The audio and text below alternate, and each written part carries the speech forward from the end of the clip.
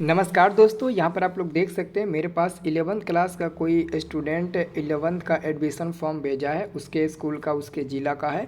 तो मैं इसको अच्छे तरीके से भरना आपको सिखा देता हूँ। आप लोग अच्छे तरीके से वीडियो देख लीजिए और एकदम सही सही आप लोग भर लीजिए ताकि कहीं भी गलती ना हो, ठीक है ना।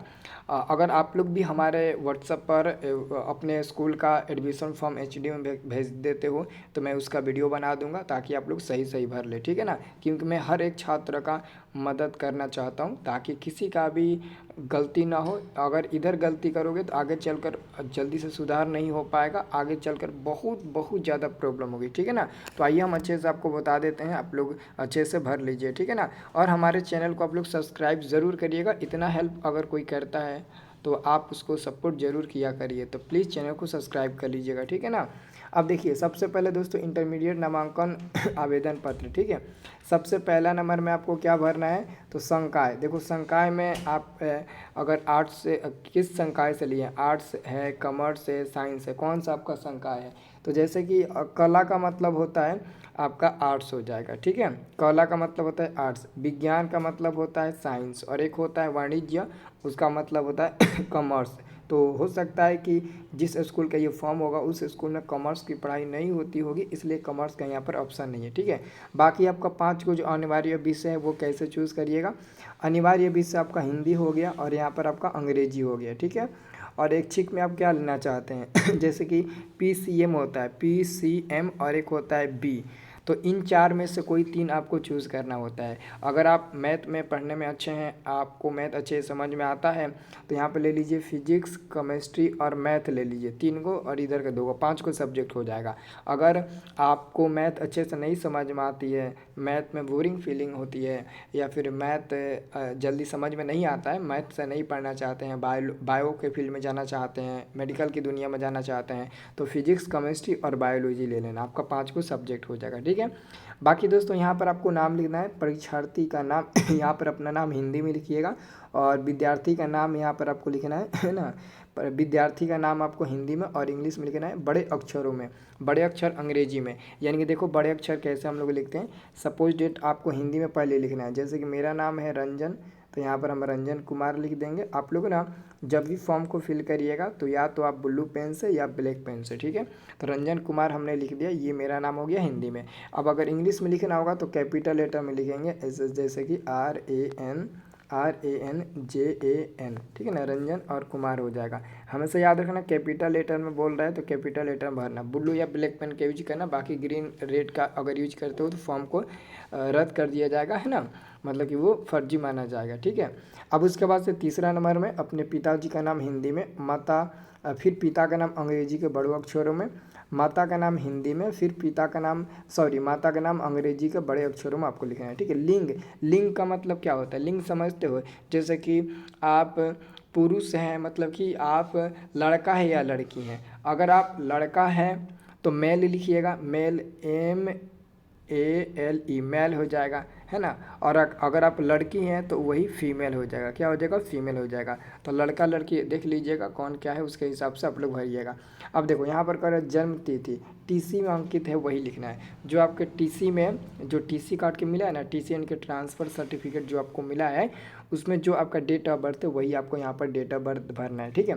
फिर आपका गांव कहाँ है, अपने गांव का नाम, पोस्ट लिख दीजिएगा, थाना लिख दीजिएगा, जिला, पंचायत लिख दीजिएगा, वार्ड नंबर, आप कौन से वार्ड नंबर में आते हैं पूछ लीजिएगा, या फिर आपको पता होगा वार्ड नंबर। अब यहाँ पर कोटि आता है, कोटि का मतलब ज़्यादा आपको समझ में आना चाहिए। कोटि देखो कई सारा कोटि होता है, जैसे कि जनरल कोटि हो गया, जनरल कोटि के बाद से EBC हो गया, BC कोटि हो गया, BC में BC1 BC2 आते हैं लोग, SC हो गया, ST हो गया, ये सब आपका कोटि हो जाएगा। जैसे कि आपके जात के ऊपर डिपेंड करता है, आप किस जात से हैं उसी जात का वो मतलब ना वहाँ पर कोटि आपको देखने को मिलेगा। जैसे कि मैं हूँ कुशवाहा, तो कुशवाहा लोगों का जो कोटि होता है ना वो BC2 होता है, और BC2 BC में ही आता है। तो बहुत जगह ऑप्शन में BC1 BC2 रहता है, और बहुत जगह ऑप्शन में केवल BC रहता है। तो केवल BC पर भी टिक लगा सकते हैं, BC2 भी लिख सकते हैं। तो यहाँ पर कोई ऑप्शन नहीं दिया है तो BC2 लिखेंगे।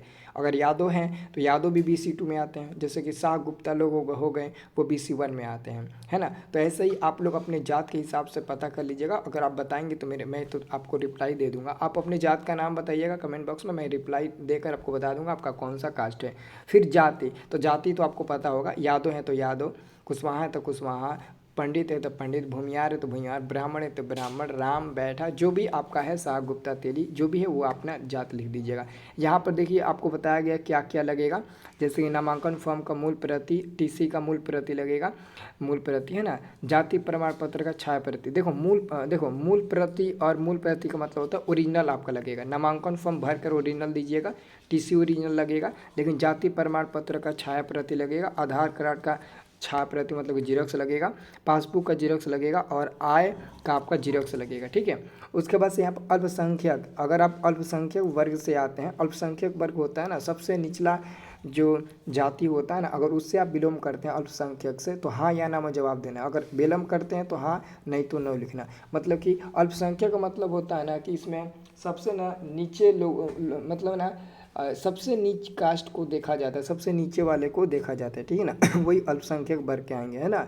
और दिव्यांग, दिव्यांग का मतलब होता है अगर आप जैसे कि दिव्यांग समझते हो ना, जैसे कि लंगड़ उंगड़ आप हैं, हाथ तो पैरों टूटा हुआ है, यानी कि दिव्यांग है ना। विकलांग अगर आप हैं तो हाँ लिखिएगा, अगर विकलांग नहीं है तो आप नो लिख दीजिएगा, मतलब कि नहीं।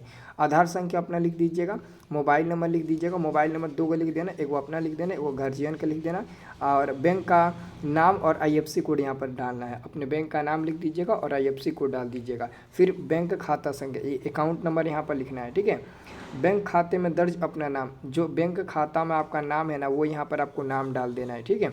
उसके बाद से हाँ या ना में इसको जवाब देना है। क्या परिवार की वार्षिक आय 1.5 लाख से कम है, मतलब कि जो आपके परिवार का ना है ना, जो आपका परिवार का आय है, जैसे कि आपके घर में जो माता पिता या फिर जो भी कमाते हैं, तो साल में क्या 1 लाख से कम कमाते हैं कि ज़्यादा। तो अगर साल में 1 लाख से कम कमाते हैं तो लिखिएगा हाँ 1 लाख से कम है हाँ, और अगर 1 लाख से ज़्यादा कमाते हैं तो नहीं लिख दीजिएगा।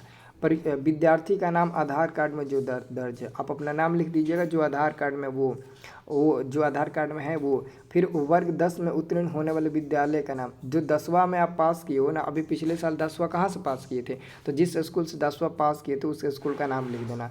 वर्ग 10 का प्रवेशांक एवं तिथि, है ना, प्रवेशांक एवं तिथि। वर्ग 10 का आपको प्रवेशांक एवं तिथि लिखना है। ठीक है ना। तिथि मतलब कि समझते हो ना, डेट ऑफ बर्थ क्या है, तो डेट ऑफ बर्थ आपको है ना, समझ रहे हो ना, नहीं डेट ऑफ बर्थ नहीं, जैसे कि जो 10वां आप पास किए हो ना, यहाँ पर वर्ग 10 का प्रवेशांक मतलब एंट्रेंस नंबर होता है ना, और उसका आपको तिथि यानी कि डेट लिखना है। ठीक है ना। और यहाँ पर आपका 23 नंबर में पढ़ लीजिएगा, मैं घोषणा करता हूँ कि मेरा नामांकन किसी अन्य संस्था में नहीं, साथ ही मेरा प्रमाण पत्र फर्जी नहीं है। ठीक है ना। मतलब कि आप इसमें ये बताना चाहते हैं कि मैं जो एडमिशन कराना चाहता हूँ मैं उसी में मतलब कि एक ही स्कूल में कराऊंगा, 2 स्कूल में नहीं कराऊंगा, ना ही मेरा कोई जो डॉक्यूमेंट है वो नकली वगैरह है। सब कुछ आप शपथ ले रहे हो, साथ में 75% अटेंडेंस का भी आप यहाँ पर शपथ ले रहे हो। ठीक है ना। ये समझो शपथ आप ले रहे हो। उसके बाद यहाँ पर पिता या अभिभावक, यानी कि आप अपने पिताजी का या फिर आपके घर में जो गार्जियन है उसका सिग्नेचर ले लीजिएगा। यहाँ पर छात्र अपना सिग्नेचर डाल दीजिएगा। यहाँ पर अपना एक फ़ोटो चिपका दीजिएगा और यहाँ पर जो खाली जगह मिला है वहाँ पर अपना सिग्नेचर कर दीजिएगा, छात्र का सिग्नेचर। और यहाँ पर अपने विद्यार्थी का नाम और पिता का नाम लिखना है, फिर पता लिख देना है, फिर मोबाइल नंबर लिख देना है। बाकी यहाँ पर आपको कुछ नहीं भरना है, यहाँ पर स्कूल वाले भरेंगे ना, नामांकन संख्या यानी कि रसीद नंबर देंगे, वर्ग देंगे, रोल नंबर, ये सब वही लोग ना, सेक्शन वगैरह सब वही लोग भर कर आपको देंगे और यहाँ से फाड़ कर आपको दे देंगे रसीद। इसको अच्छे से जतन से रखना है, मतलब कि जब भी ये रसीद आपको मिले इसका फ़ोटो खींच लेना, कहीं गुम ना हो जाए। गुम हो जाएगा तो काम बन जाएगा। बहुत इंपॉर्टेंट ये रहता है रसीद जो आपको मिलेगा। ठीक है।